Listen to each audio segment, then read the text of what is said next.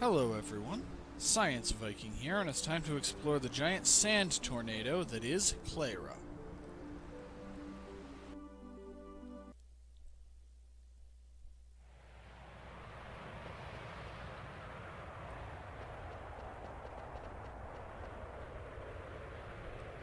The tempest subsides. By the gods! Come on, let's go while we can. Indeed, let us press on. Must hurry, must find yummy yummies! And Quina always has something intelligent and important and valuable to add to the conversation. And we get this lovely camera pan starting all the way at the top and sweeping downward to where we are. Yep, Cleyra is a city perched on top of a giant tree surrounded by a never-ending sandstorm. Definitely one of the more interesting locations this series has taken us to. And we are in Cleyra's trunk. Now if we interact with this door, we can try to push it, but nothing happens.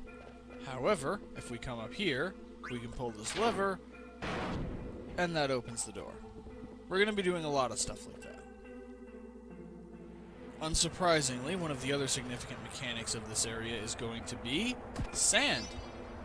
Now we've got our first chest of the day, a phoenix down. Yay! I've never felt so lucky in my whole life. And if we come over here, we get magician's shoes. I'm going to see how those would do for Vivi. It would teach him clear-headed, which grants him immunity to confusion instead of auto potion. I'm going to let him finish learning auto potion first. Also, yeah. You may notice the black mage cannot learn MP plus 10%, which would increase his maximum MP by, you guessed it, 10%. It's a little surprising that someone so reliant on MP can't learn that ability. Anyway, if we look up here, hidden behind this tree, really just concealed by the camera angle, is a chest. And in this chest is an ice staff. This is where you would get the ice staff if you did not succeed in stealing it from Gizmolik. And in all honesty, I usually don't succeed. I got kind of lucky this time. Now, if we climb up these vines, and then climb up these vines, we reach a dead end. However, climb back down the vines, and climb back down the other vines, if I can get hit the X at the right time, and run up here, and we have a random encounter. Let's see what we got this time.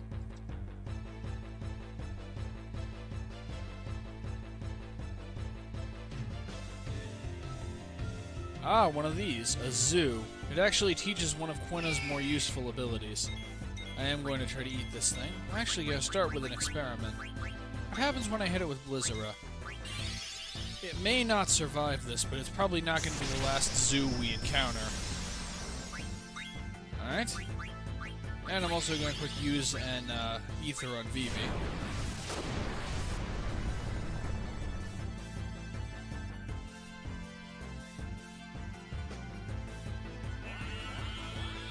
And we got it! Quina has learned White Wind.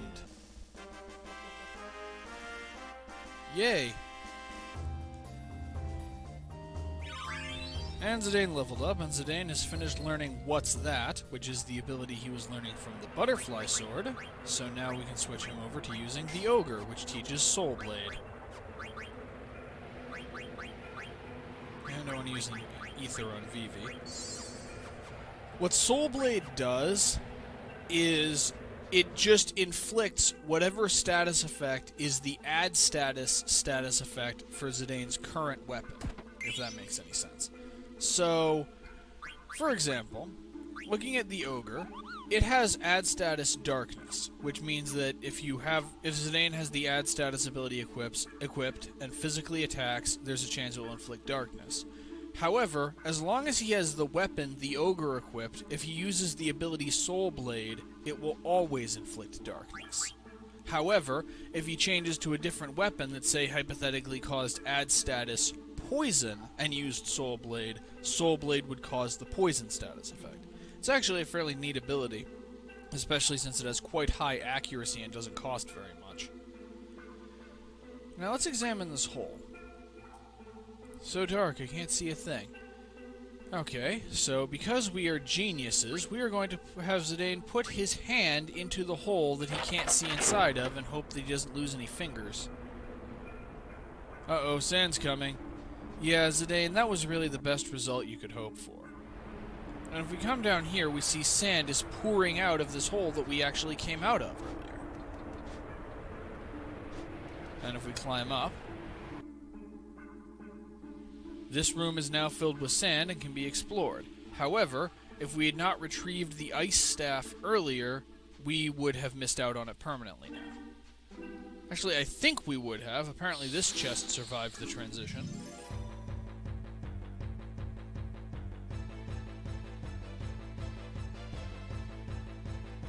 And we're fighting a golem. This is a fairly interesting enemy. But first, before I take it out, I'm going to quick demonstrate something. I'm going to quick demonstrate White Wind. And in fact, let's see whether or not this guy is susceptible to blindness. Let's hit him with Soul Blade.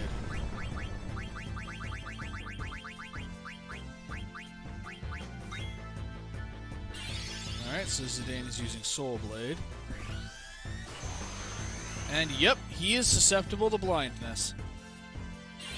And Quina's White Wind just straight up restores some HP to the entire party. So yes, Quina does eventually learn an ability that can heal people. After Freya does. Now sand golems are an interesting enemy, because if we kill the sand golem target, it will just come back after a second. We have to kill the core. However, if we attack the core, it will counterattack. In this case, it missed because of the blindness status effect, but it will usually counterattack. So what you have to do is take out the sand golem so that when you defeat the sand golem body, it will essentially be temporarily stunned. Which actually Blizzara should be sufficient to do.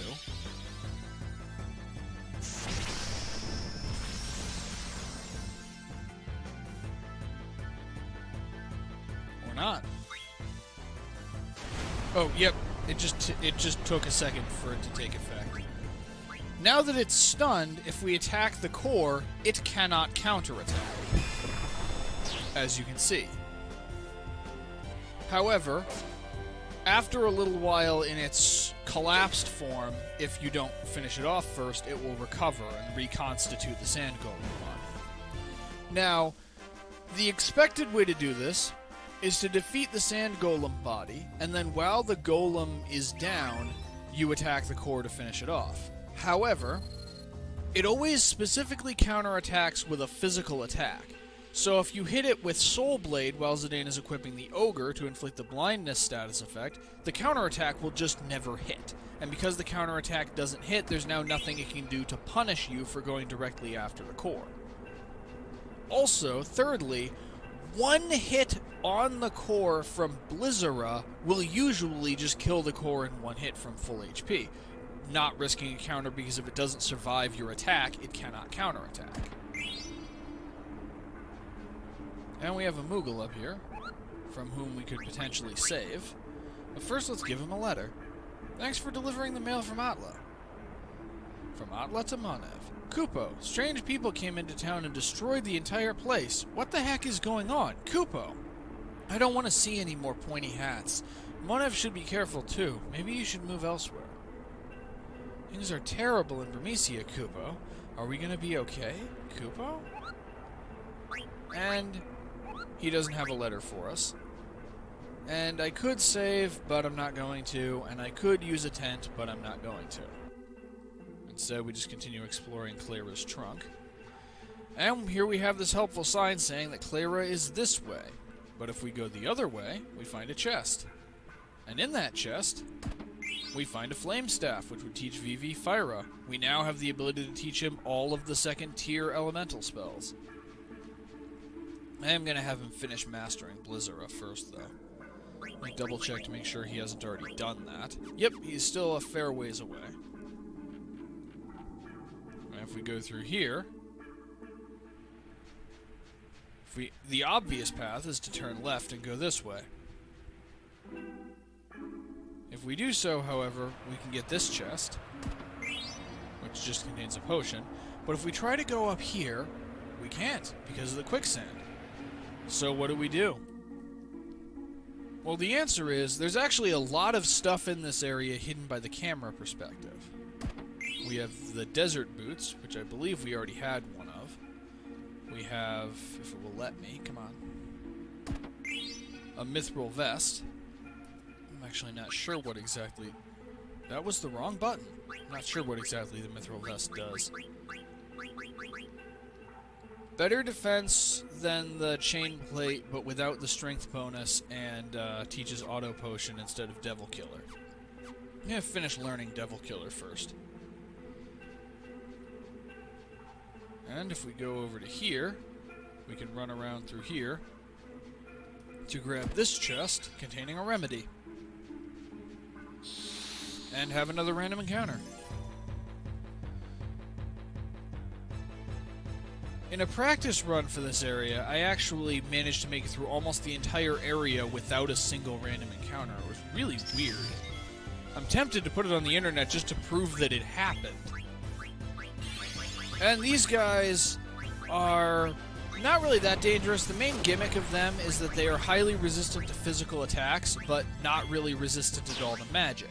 The issue is they have the ability Buzz, which causes the Berserk status effect. A character under the Berserk status effect will always physically attack. Their physical attack deals some extra damage, but they can't do anything else, which is kind of a problem. If they hit Vivi with it in particular, you're actually in some trouble. Though Gasol Greens cure the Berserk status effect, and we happen to have a lot of those. But you see, one Blizzara and they're all down.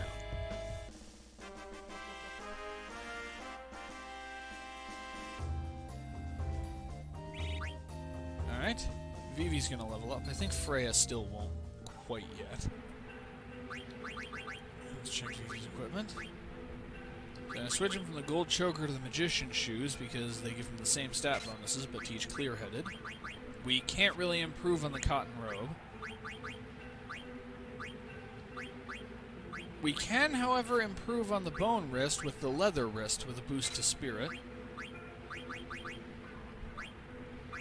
Can't improve on the bandana though. I don't think it's giving him a boost to magic, but it is giving him a boost to speed, which is quite valuable, especially since the only thing we could trade it for is a boost to strength. And none of his weapons give stat bonuses. Most people's don't. Okay, she's still working the Raise Wind, and the Barbet is still teaching her Dragon Killer.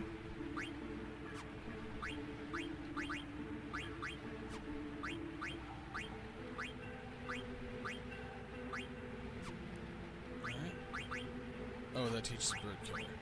Alright. With that quick foray into the realm of equipment over, another thing that is hidden in the background of this area is a whole other area. And a random encounter. Let's do the random encounter first, because, well, we don't have a choice. Ah, these guys. These actually teach a new ability for Quena, and it's one of the more useful ones.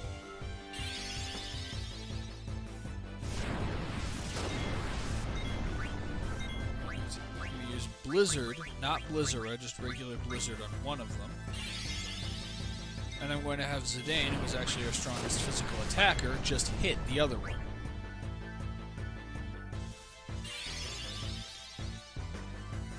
I don't want to wait for both of these attacks to resolve before I pick an eat target. Okay, 208 damage. And 378, and it's just straight up dead. And that Trouble Juice, that inflicts the status effect Trouble. What Trouble does is now that Vivi has that status effect, every time he takes damage, everyone else takes half that much damage. Which can potentially be a significant problem. Especially if they use it on someone who has cover. Alright, Vivi's leveled up, Zidane has learned several abilities, and Freya's ready to level up. Also, the ability Quena learned is Auto Life. What that does is, when she casts it, Yeah, Anointment. That's the item that cures trouble. When she casts Auto Life on a character, that grants a status effect to that character that lasts either until the end of the fight or until the character is knocked out. If the character would be knocked out while under the effect of Auto Life, they are just automatically revived with a few hit points. Yeah, that 1 point of magic is worth it. And there's really no other way to remove the Auto Life status effect. So it essentially gives a character an extra life. It can actually be extremely useful in difficult fights. It's one of Quina's best abilities, in my opinion at least. And another set of mithril gloves. Won't Steiner be happy? Oh, I'm kidding. Steiner is never happy. And if we pull this lever, we drop this gate, which blocks the sand, which means the sand will no longer be flowing out, and we'll be able to walk up there and get to that chest. It's actually rather complicated. Well, let's run over there and claim our prize.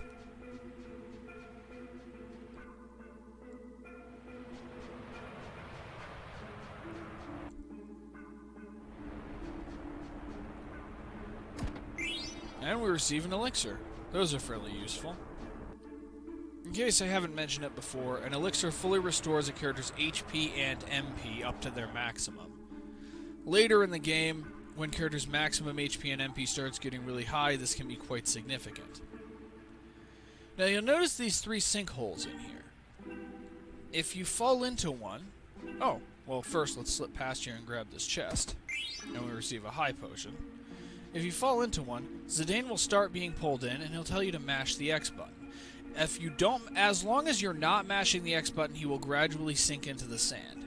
If you mash the X button, he will gradually rise out of the sand.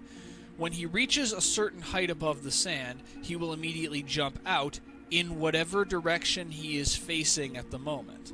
So it's kind of a roulette to see if you can jump out at the right angle to allow you to get through this area. If you fall all the way in, it's not a game over or anything, you just have a random encounter with 2 of those scorpion enemies from the previous episode. It is sometimes a little difficult to tell exactly how Zidane will jump, though.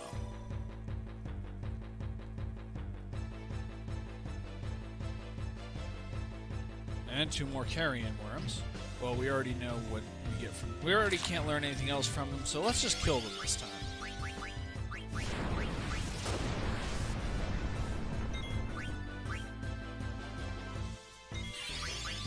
I'll just have Freya use a high potion because I still don't have any healing abilities that only heal one character. And we actually won't for some time yet.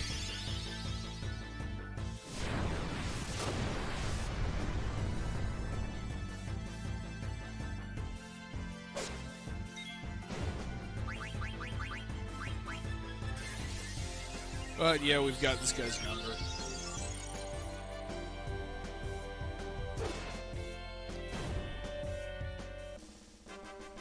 And Quina got the final blow, and is clearly very excited about that fact.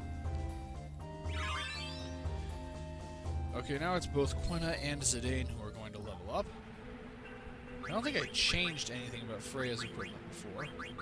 Bandana already is right. I'm not giving up a point of strength for a point of spirit on Quina.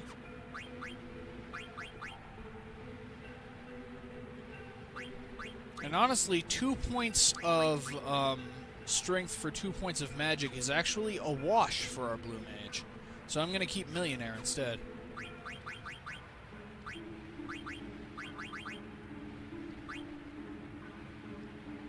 Speed is still more valuable than strength, especially since there are other ways to increase strength, but he only has one thing that's increasing his speed.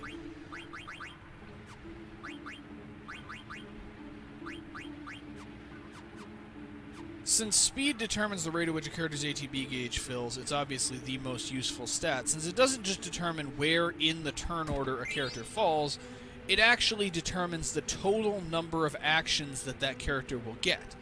So if you have twice as much speed as someone, you don't just act before them, you act twice as often as them, which is really, really incredibly valuable, and so it takes a lot to overcome that advantage. And we have one last chest right here. containing Gasol greens. Almost feels like they're mocking us since we just gone through an area with enemies that can cause Berserk, and they just gave us the item that cures Berserk. And here we have another zoo. But of course we already have their ability as well. I believe we actually have all of the abilities that it is possible for Quina to learn in this area.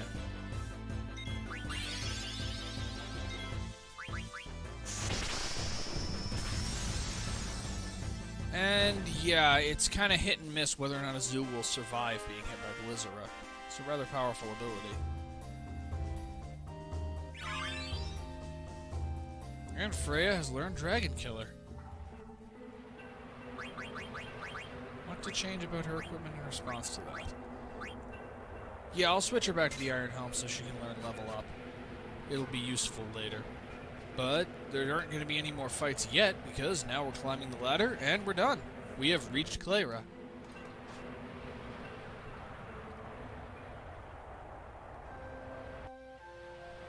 Cleyra Settlement.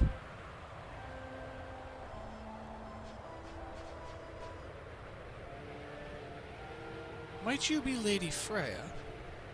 Indeed I am. We have awaited your coming, my lady. How did you come to know my identity? The King of Bermesia has requested that we guide you to him.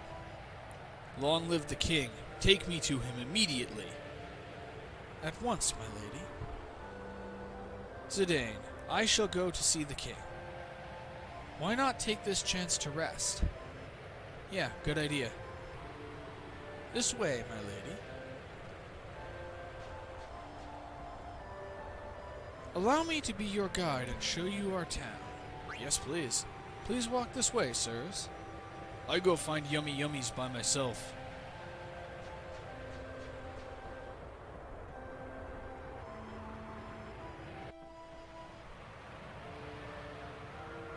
This is our source of water. I shall elaborate later on how we have water up so high here. Now for our next stop.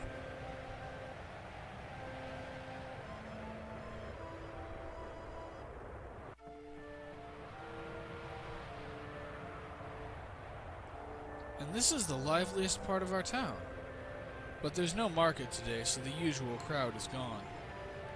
Let's move on. Seems like a very quiet place, Cleyra. I suppose when you live on the top of a tree surrounded by a perpetual sandstorm, you probably don't get so many visitors. This windmill brings the blessings of water to our humble town. It uses the power of the sandstorm to pump water up from the ground. That is actually really cool. So they've taken the fact that they have this magical perpetual storm and actually use it as a resource. It's actually really cool. I mean, a resource outside of its obvious defensive applications. Come, next I shall show you the observatory.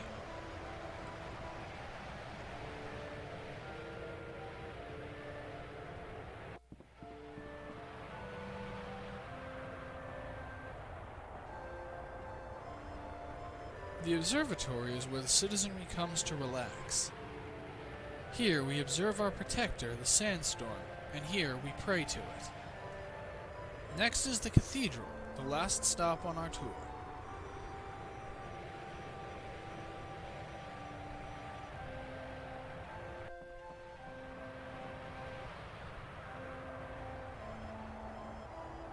The high priest who brings peace to our souls resides in the cathedral.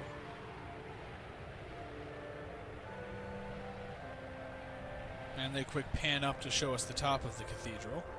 The King of Bermesia and Lady Freya are meeting inside this building. It also houses the harp, whose magic stone powers the sandstorm. Let us make our way back.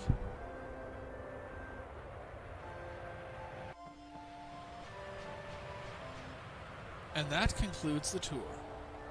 Thanks a lot. And now we can explore the area at our leisure. And I've already found something interesting. And that something is a phoenix pinion.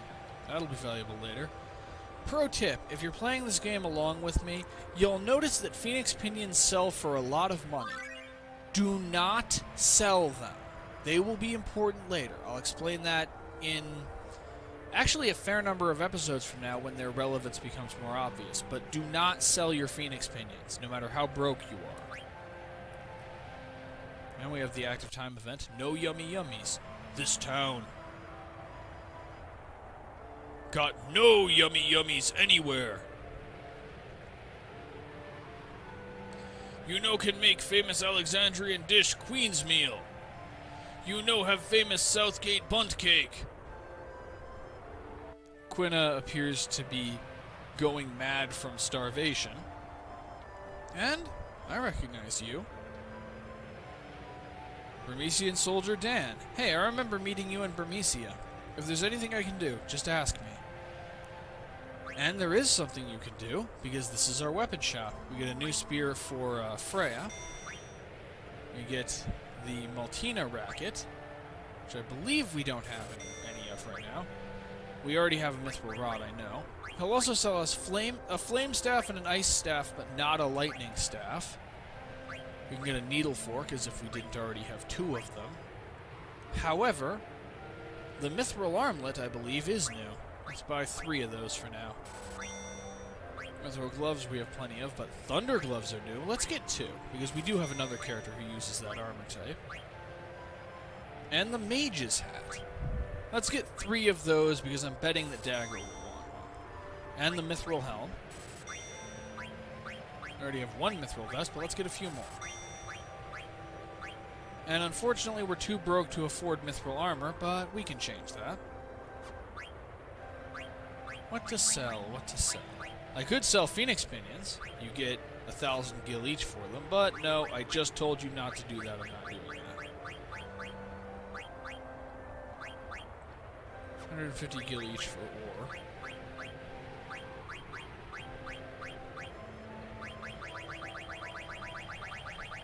Well, the first place to start is potions, because we don't need anywhere near as many of them as we have. Next place to go is ethers, considering the fact that they sell for 1,000 each, and that should be enough. So, let's buy ourselves 2 suits of mithril armor. And this kind of situation is one of the reasons why I do really rather like Quina's millionaire ability. Now, what portion of this can Zidane himself benefit from? Well, the mithril armlet would reduce his strength stat, but it would give him bug killer and slightly better evasion. How close is he to leveling up? Quite close, so I'm not equipping that to him just yet. He already had a mithril vest, and I already chose not to use it on him. So there's nothing really to change for him, because, yeah, he can't even equip the mage's hat. But when the other characters are actually back in the party and we can outfit them, we're going to have some equipment changing up to do. Anyway, this is the inn. We could potentially rest here, but there's actually something else I'm here for. And that is to talk to a Moogle. Because, honestly, I'd say this video has gotten long enough. So, this is going to be the end for this part. As usual, thank you for watching. I love you all, and I will see you next time.